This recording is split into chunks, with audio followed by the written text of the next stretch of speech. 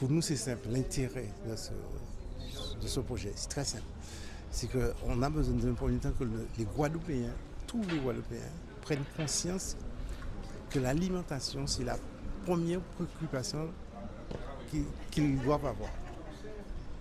L'alimentation, c'est la première. Donc, la deuxième chose, c'est qu'en matière d'alimentation, on doit être sûr du fait qu'on puisse manger. On a le choix entre manger en étant nourri par l'extérieur ou manger en étant nourri par soi-même.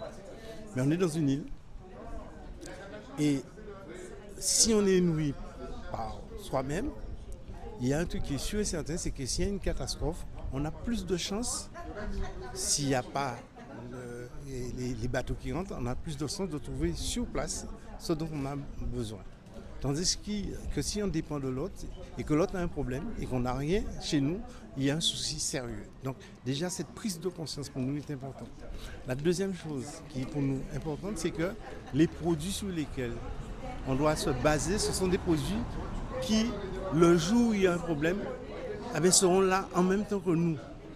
Donc ce sont des produits qui sont résilients, qui sont résistants et qui nous permettront effectivement de pouvoir se nourrir en cas de besoin.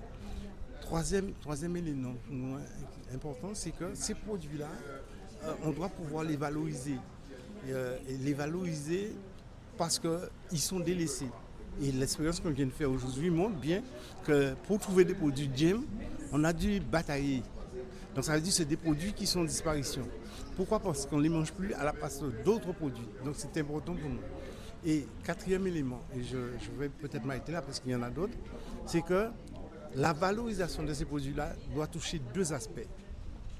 Un aspect qui est lié à l'accessibilité et un aspect qui est lié à la valorisation, la mise en valeur.